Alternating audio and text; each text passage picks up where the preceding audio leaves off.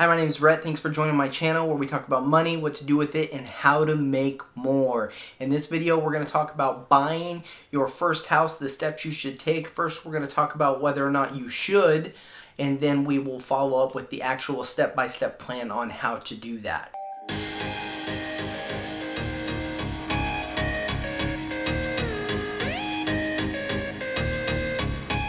Now, there are people out there who will tell you not to buy a house to live in. Instead, use your down payment on an investment. I don't really understand this logic. You're always going to have a place to live.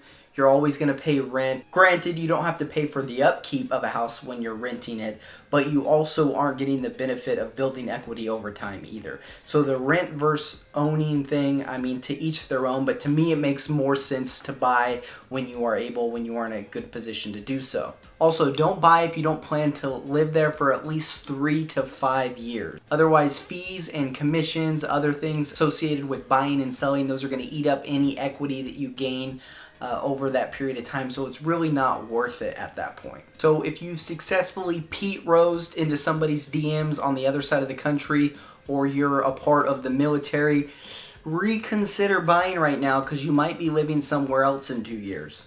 Do you get what Pete Rosing is? No. Dive head first. Is he a diver? Baseball player. You're real. Yeah, alright. Sliding into home.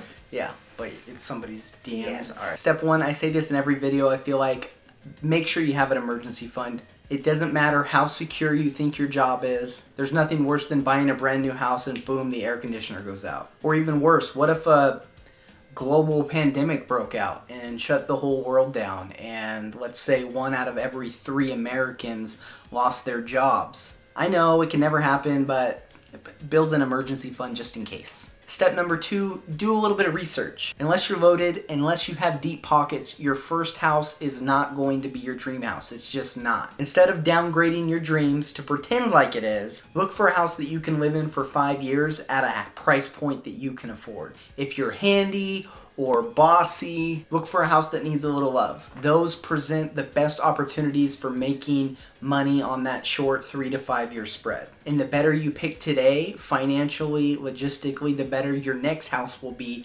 5 years from now. A good agent can help you with this, and I'll expand on that in just a moment. Step number 3, figure out how much you can afford. You can talk to a broker, see what they're going to give you. In my experience, they will almost always give you more money than you can actually afford to pay. So it's not necessarily good to use them as a gauging point of what you should buy, but it's good to know what you qualify for. Plus, if you're just getting into the buying process and you're finding out that your credit's an issue, well, as you're saving up for your down payment on your house, which I'm about to talk about, you can also do some exercises to build your credit. As far as down payments go, anywhere from 3% to 20%, 3% being the minimum, 20% is more ideal. If you are able to come up with a 20% down payment, then you won't have to pay property mortgage insurance, which is essentially wasted money. Property mortgage insurance is a premium that you add onto your mortgage payment at the end of every month, which guarantees that the mortgage company is going to get their money in the event that you don't pay. So it's not insurance for you. It doesn't help you at all. Having to pay for it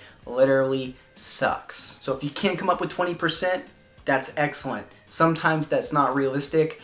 Me and my wife bought our first house for $300K. We put 3% down because we were dirt broke. $300K house on a $70K income. We lived in it for 2 years. We sold it for $340. Bought our next house at $500. We sold for $340. We should have sold for $345. It can work out, but don't go and buy a house that you can't afford with a 3.5% down payment. Then you're essentially making 2 not so wise decisions. Waste.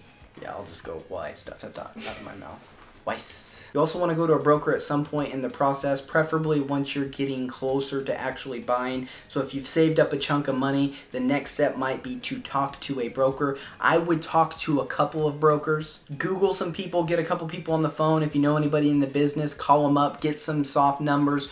Do not fill out an application. If you fill out an application, it's going to take a hit on your credit. Call up the broker, just say my income is this, my credit score is this is the location, the price range, my down payment. They can look at their rate sheet. They can tell you what kind of terms you'd be getting. You say, Caleb, you buy, and that's it.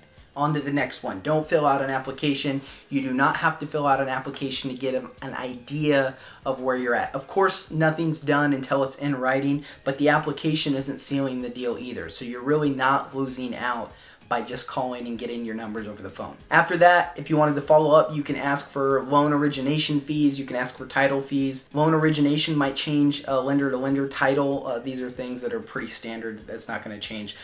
So you can compare rates and you can compare loan origination fees across a couple different brokers. Find the best deal for you. Remember, rates are king. Even 0.25%, a quarter of a percent over 30 years, if it's a $300K mortgage like the one that I said, 0.25% will cost you $18,500 over the course of 30 years. So rates are important. If your buddy's quoting you one rate, but you can get a quarter of a percent lower somewhere else, I mean, is your buddy really worth 18,000 bucks? Now, as far as payment, what you should pay, how much you should spend on your monthly mortgage, it should range from anywhere from 25 to 35% of your after-tax income. So after your taxes are paid, you should spend no more than 35% of your income on your mortgage. And I'm including insurance, property taxes, everything that's wrapped into your mortgage.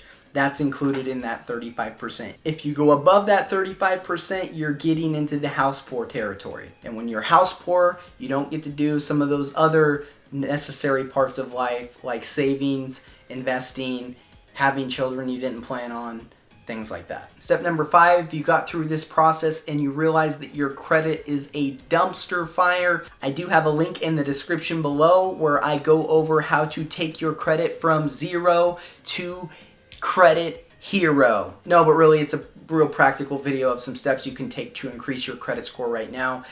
Really, you want to be over 700, 750, and north of that is more ideal. And once you get into the 800 club, I mean, you're going to get the best products on the planet. Step number 6, jackhammer that like button. No, but really, if you could like, subscribe, drop a comment down below. All of those things really help my channel, help me build my channel as I'm getting started. And I promise that I'll continue to create below average content for your consumption. Step number 7, find a good agent. I'm a real estate agent. I have my real estate license. I am a terrible agent. Don't use me. I suck. Don't use the lady from church. Don't use the guy who makes cute TikTok videos. Go with someone who gets after it. I'm talking 50, 60, 70 houses a year. They are pumping them out. Someone who reads The Art of the Deal, dreams interest rates, can taste authentic mahogany. They're going to have a handle on the market. They're going to know how to negotiate. They will check you when you're being unreasonable. And they have all kinds of connections with inspectors and appraisers and anything your heart can even dream of. And you get all of those good things when you choose a good agent.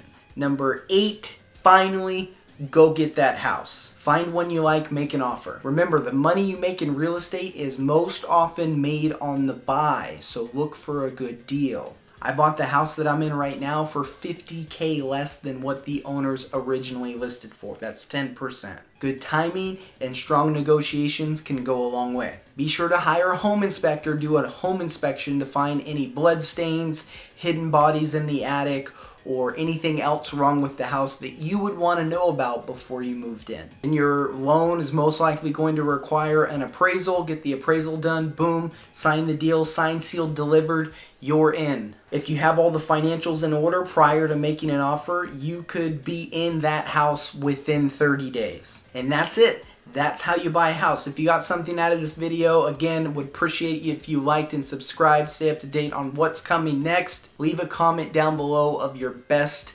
insult. Pro tip, if you stuck around, if you're buying a house, don't neglect to pay your car payment in escrow like the people who were buying my house did.